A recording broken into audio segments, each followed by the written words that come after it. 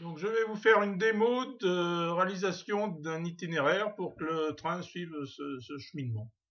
Donc on crée un itinéraire avec un nom, je l'appelle au nom de le torail prévu. Voilà, et on va déclarer un premier canton, par exemple en gare. Donc on vérifie que les aiguillages sont bien positionnés pour cette arrivée en gare. Voilà, je suis autorisé à le déclarer. Il arrive à petite vitesse, il va s'arrêter, prendre des voyageurs, 40 secondes par exemple. Ensuite, donc je remets l'aiguillage de sortie en bonne position et le second canton, il va pouvoir accélérer un peu. Et ainsi de suite, donc à 70 en pleine vitesse. Voilà. Là, je vais n'afficher que le niveau inférieur pour y voir clair. Je vais positionner les aiguillages pour que le train puisse aller sur l'autorail puisse aller sur cette voie, sur ce canton, sur lequel je vais le stationner un petit bout de temps pour qu'il ne réapparaisse pas tout de suite en surface. 120 secondes par exemple. Au bout de ce délai, il va pouvoir repartir. Les aiguillages sont bien positionnés. Il redémarre à pleine vitesse. Et il va rejoindre le niveau supérieur que je fais réapparaître. Voilà. Donc nouveau canton, toujours à pleine vitesse. Et là, il va rejoindre le début du premier canton. Je pourrais boucler et avoir cet itinéraire simplement. Je vais faire plus compliqué, donc je ne boucle pas tout de suite. Donc là, on va l'envoyer sur la partie terminale de la gare, par exemple. Voilà, donc à petite vitesse. Et il va stationner 40 secondes, par exemple. Sur un butoir, le prochain canton est automatiquement en sens inverse. Voilà, donc il redémarre à petite vitesse. Et là, je vais le renvoyer sur la voie de montagne. Donc on va mettre l'aiguillage en bonne position et une vitesse intermédiaire, 50. Là on va le stationner sur cette voie-là par exemple, donc à petite vitesse, et on va le faire s'arrêter, voilà, 30 secondes. Par contre on va lui déclarer une direction inverse pour que au prochain canton le cheminement se fasse en sens inverse. Donc là je valide ce canton. Et le prochain, voilà, automatiquement il est en sens inverse. Donc maintenant le train va redescendre sur la gare principale.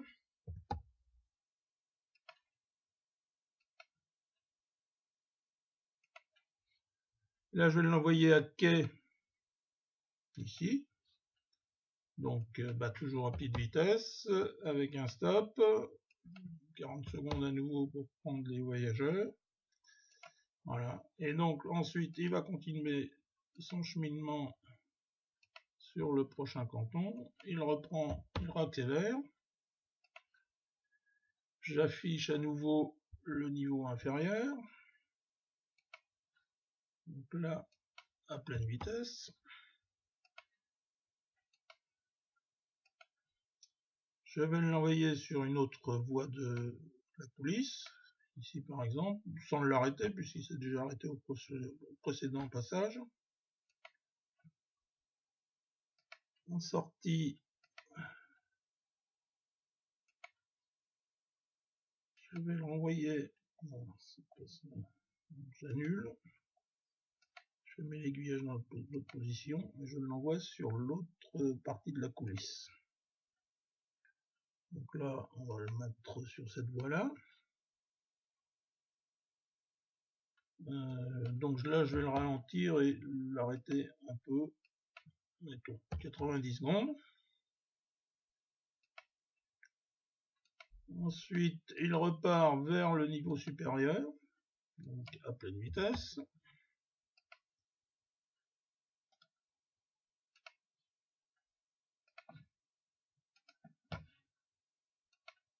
Donc là, j'affiche le niveau supérieur.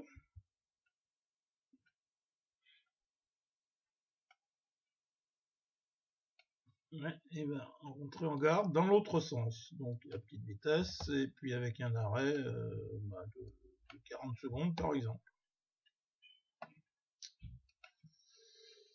Au bout de ce délai, il repart et redescend vers la coulisse. On accélère un peu. On affiche le niveau inférieur à pleine vitesse. On va l'envoyer sur une autre voie de la coulisse. Changer un peu. Là, on peut le faire attendre à nouveau un certain temps, 90 secondes. Non. Donc à 50 et 90 secondes.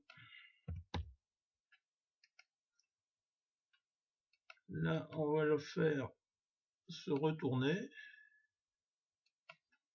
10. On va le faire passer sur une autre voie sans s'arrêter. Donc là, en sortie, un zoom. Tac. Donc le prochain canton est à nouveau ici, à 70.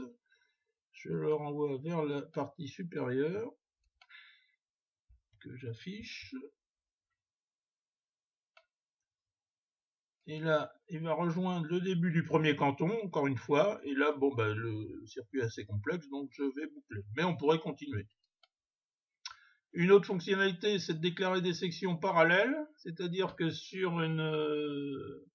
notamment en gare ou en coulisses, quand si la section sur laquelle il doit passer est occupée, il va pouvoir passer sur une autre section.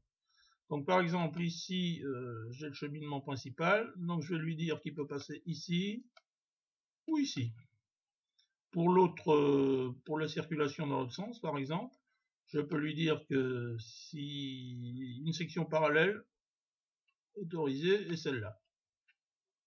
Pour les voies de la coulisse, c'est la même chose. Donc, section parallèle de cette voie-là ici, section parallèle de cette voie-là ici, et section parallèle de cette voie-là ici, par exemple. Dans l'autre sens, on fait la même chose. Section parallèle ici, section parallèle ici. Donc maintenant, notre train ne sera pas bloqué devant une section occupée en gare ou en coulisses. Voilà, c'est terminé.